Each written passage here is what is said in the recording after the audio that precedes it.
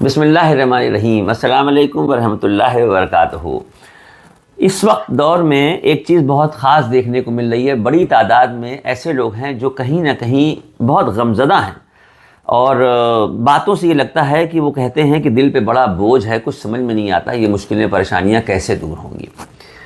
مجھے لگا کہ یہ پیغام ان تک ضرور پہنچنا چاہیے کہ اس وقت ایک تو اتفاق کی بات یہ ہے کہ رمضان المبارک کا مقدس مہینہ چل رہا ہے، رب کی رحمتیں برس رہی ہیں، رب کی رحمتیں برس رہی ہیں۔ اس کا فائدہ اٹھا لیجئے، اور کس طرح سے اٹھائیے کہ ایک بار سچے دل سے، ایمانداری سے یہ جملہ خالی کہیے کہ پروردگار، جن لوگوں نے ہمیں بہت تکلیفیں پہنچائی ہیں، جن لوگوں نے بہت پریشان کیا ہے، تیری رضا کی خاطر ہم انہیں معاف کر رہے ہیں۔ مولا تیری رضا کی خاطر انہیں معاف کر رہے ہیں، تو مجھے معاف کر دے پروردگار، تو مجھے معاف کر دے۔ رب پروردگار عالم کو یہ ادا بندے کی بہت پسند ہے کہ بندہ کسی بندے کے قصوروں کو معاف کر دے، اور یہ کہے کہ معاف کر دے کہ اللہ کی رضا کے لیے تمہیں معاف کر رہے ہیں۔ ہمارے نبی سرکار دو عالم صلی اللہ علیہ وسلم نے فرمایا کہ اگر کسی کو معاف کرنے میں تمہیں لگتا ہے کہ تمہاری عزت میں کمی ہو رہی ہے تو غم نہ کرنا، حشر کے میدان میں ہم سے عزت لے لینا۔ کتنی بڑی بات کہی۔ اور معافی کا معاملہ یہ کہ پروردگار چونکہ خود سب سے بڑا معاف کرنے والا ہے، جب اللہ رب العزت نے دنیا بنائی تو رحم بنایا، جب رحم بنایا تو رحم کے 100 حصے کیے، اور 100 حصے میں ایک حصہ دنیا کو دیا ہے، 99 حصے رحم کے اپنے پاس رکھے ہیں۔ سوچئے وہ جو پروردگار پالنہار مسبب الاسباب، رحم کے 99 حصے جس کے پاس ہوں گے، اس کے پاس رحم کس درجہ ہوگا، کس درجہ وہ اپنے بندوں کے قصوروں کو معاف کر دیتا ہوگا۔ اس پہ ایک واقعہ یاد آ گیا، موسیٰ علیہ السلام کے دور کا واقعہ ہے۔ موسیٰ علیہ السلام کی چونکہ اللہ رب العزت سے بات ہوتی تھی، انہوں نے ایک دن اللہ پاک سے کہا کہ پروردگار، اس دور کا جو سب سے بدترین، سب سے گناہگار، سب سے برا آدمی ہو، جس کے لیے تو نے جہنم کا فیصلہ کر دیا ہو، مجھے دکھا دے وہ آدمی کون ہے۔ تو غیب سے آواز آئی کہ موسیٰ کل صبح اپنے گھر کے باہر کھڑے ہوئیے گا، پہلے سب سے جو شخص آپ کے گھر کے سامنے سے گزر رہا ہوگا، سمجھ لیجئے گا وہی ہے، اسی کو میں سامنے سے گزار دوں گا۔ موسیٰ علیہ السلام صبح کا وقت تھا، کھڑے ہو گئے۔ کچھ دیر کے بعد انہوں نے دیکھا کہ ایک شخص چلا آ رہا ہے، اس کے کندھے پہ اس کا چھوٹا سا ایک بچہ بیٹھا ہوا ہے، اور بچے کو بیٹھائے ہوئے ان کے گھر کے سامنے سے یوں نکلتا ہوا چلا جا رہا ہے۔ موسیٰ علیہ السلام دیکھ کے حیران رہ گئے، یار یہ دیکھنے سے تو نہیں لگ رہا ہے اتنا گناہگار ہے، اس نے کیا گناہ کیے ہوں گے، کتنا بدترین آدمی ہوگا جو اللہ رب العزت نے دوزخ کا فیصلہ کر دیا، جہنم کا فیصلہ کر دیا۔ دل میں اس طریقے کے خیال آئے، مگر خاموش رہے، اندر اپنے گھر میں آ گئے۔ 2-3 گھنٹے جب گزر گئے تو پھر دل میں خیال آیا، پھر اللہ سے بات کی کہ پروردگار، اس دور کا جنتی کون ہے وہ دکھا دے، وہ شخص جس کے لیے تو نے جنت کا فیصلہ کر دیا، اس شخص کو بھی ہمیں دکھا دے۔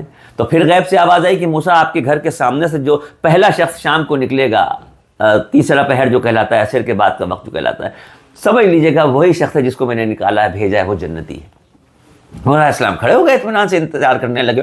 کچھ دیر کے بعد دیکھا تو وہی شخص جو صبح نکلا تھا وہی وہاں سے واپس چلا آ رہا ہے۔ ارے اللہ اکبر، دیکھ کے حیران ہو گئے، یا اللہ یہ کیا ماجرا ہے، صبح تو یہ جہنمی تھا، صبح تو نے اس کے لیے دوزخ کا فیصلہ کیا تھا، اس وقت یہ جنتی بن کے جا رہا ہے، ماجرا کیا ہے مولا، کچھ سمجھ میں نہیں آتا، بتا دے مجھے۔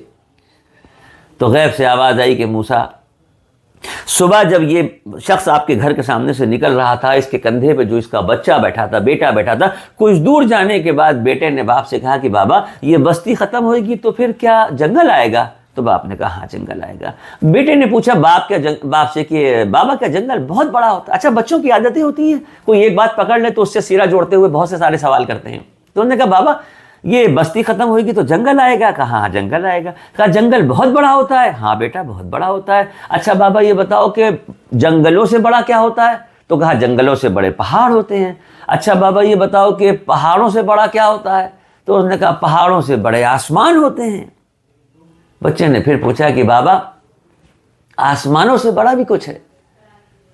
تو باپ نے کہا کہ ہاں بیٹا، آسمانوں سے بڑے تیرے باپ کے گناہ ہیں۔